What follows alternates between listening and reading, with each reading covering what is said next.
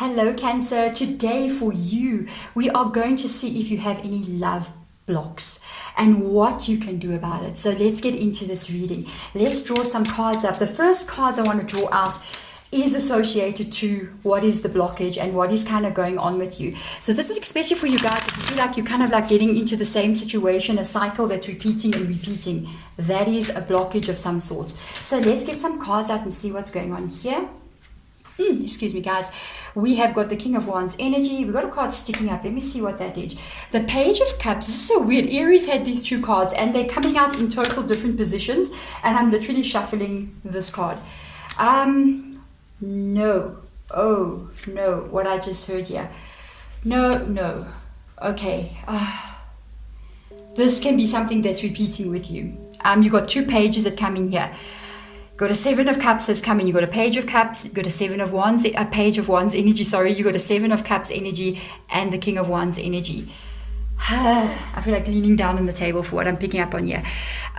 What I can tell you here is that you may be getting involved with people.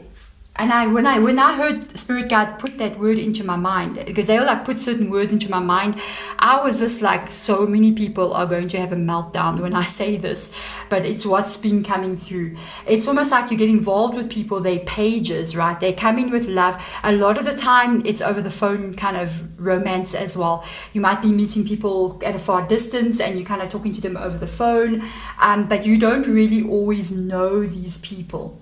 Okay, because with the King of Wands being in the reverse position, they're showing you what they want to show you.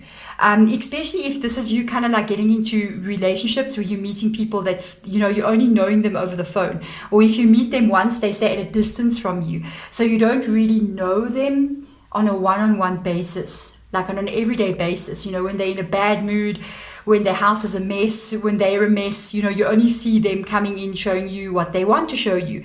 So it's almost like only specific parts of them that you see, but there's a whole bunch of other stuff about them that you don't know. And with these people that you're meeting, you're one of the options. There, I said it. It's like you're one of their options, and you may pick it up. You may be wondering, are they talking to other people? Yes, they do. And this is a repeating cycle. These people, this is their energy. They got options here. And I almost feel like they're not even serious about a relationship. This can be more than one person. If you are involved in a long distance situation, be careful, because this is the kind of thing that this person is doing. They kind of like maybe have like a few people that they're talking at once. And look what card is literally under the deck. The Moon card. This is a card of deception.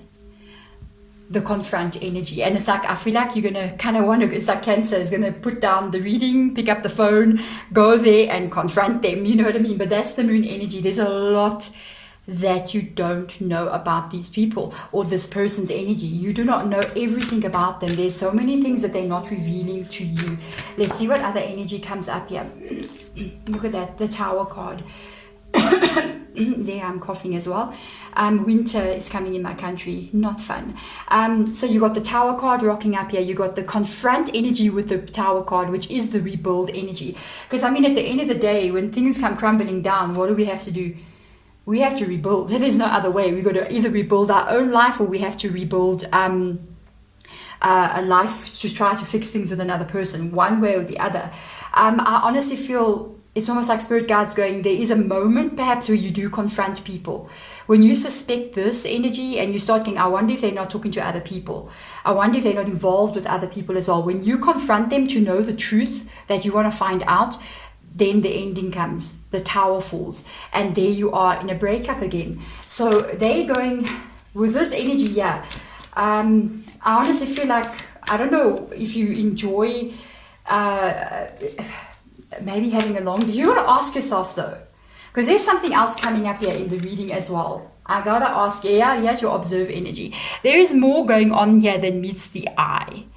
And I'm not pointing my finger at you, but it's kind of like, I think you need to go a little bit deeper. You need to kind of ask yourself, why are you doing this? if you have gotten involved with more than one person's kind of like at a distance from you, you got to go in, you got to observe your own interior world here and really go in here and try to find out what makes you, I know a lot of people that kind of go in from one long distance relationship to the next.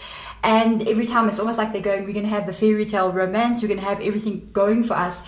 But a lot of people know that long distance is very, very hard.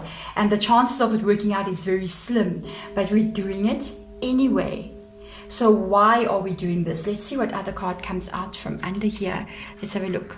Yeah, sadness and isolation. OMG. This is literally the Three of Swords energy.